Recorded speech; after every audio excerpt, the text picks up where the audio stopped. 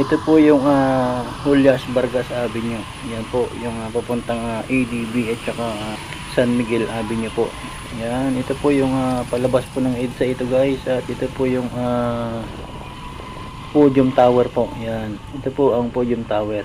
Bali pauwi na po ng Cubao alas 6:20 na po ito ng hapon guys. Ito po, at ito po yung mga kababayan na ating mga makikita po dito. Napakarami po nila guys po dito sa harapan ng Podium Tower. Yan po, dito sa Ortigas Center po. Yan yung mga kababayan natin na naglalakad na pauwi na po dahil tapos na po yung kanilang trabaho. At ako rin po pauwi na rin po sa Cubao dahil tapos na rin po ang aking duty. At gusto ko pong i-share ito para makita nyo rin po kung ano yung mga kaganapang nangyayari dito sa Ortigas kapag rush hour na po, kapag uwian na po ng mga empleyado. Yan po guys, napakarami po nila guys, sobra. Yan, habang pinapalabas po yung mga sasakyan dyan sa Podium Tower po ng mga security guard. At ito po yung mga kababayan po natin dito, at makikita po natin dito may mga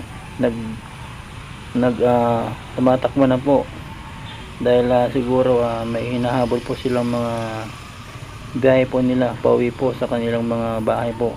Yan, dahil uwian na at tapos na ang mga trabaho. Kaya dito po sa likod po ng SM Mega Mall, yan, dito po sa Twin Tower po, yan, dami nating mga kababayan po natin dito na mga naghihintay po ng kanilang masasakyan. Nandyan po yung Grab, Move It. Yan guys, na mga kababayan natin nakapila po dito. Yan, latest update lang po dito sa Ortigas, Mandaluyong. Yan, dami po nating mga kababayan. Yan po yung Twin Tower po dito sa Ortigas. Napakaraming mga riders po dito guys na nag-aangkas, mga joyride. Yan po, yan po yung ADB, Asia Development Bank. Yan po guys. Yan, napakarami po mga kababayan natin na naglalakad po. Ito po yung SM Mega Mall guys.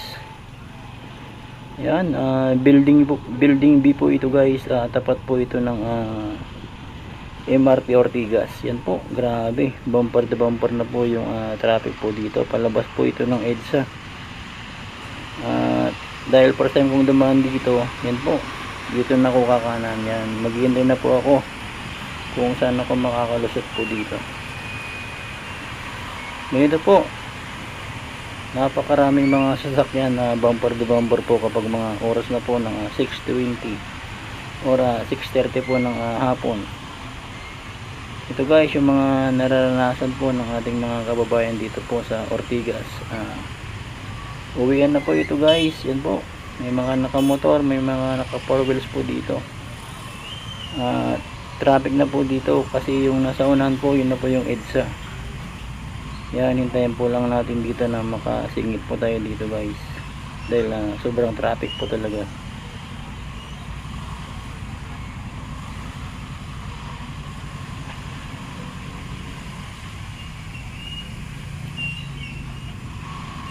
Yan po, bumper to bumper talaga guys, mahirap makasingit kahit nakamotor ka dito.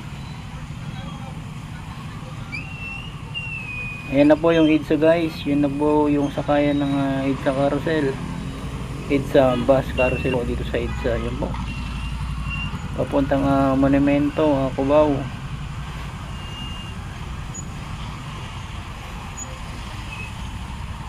Yan po, sobrang traffic po talaga dito sa Ortigas, dito sa SM Mega Mall.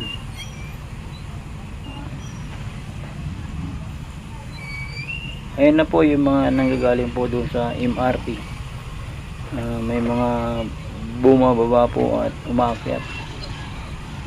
Yung karamihan po dito pauwi na po ng kanilang mga bahay po dyan sa Taytay Rizal o San Mateo, Binangonan po, Antipolo, yan, Marikina, Gobio, yan po, Padilla.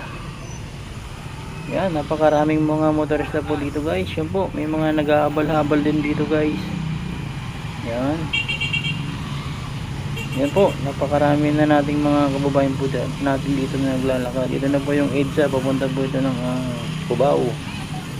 Yan po yung napakataas na hagdanan, papunta po sa MRT. Yan po, kahit saang sulok po dito sa Ortigas, talagang napakarami po nating makikita mga kababayan natin na nandito na naglalakad na pauwi na sa kanilang trabaho or papasok pa lang po dito sa mga opisina ng Ortigas. Yan po, napakarami.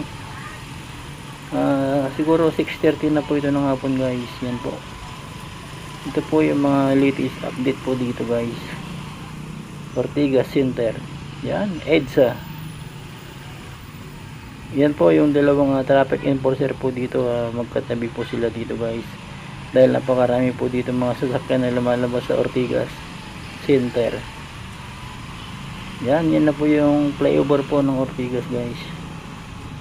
Napakarami mga sasakyan, kaya doble ingat po dito.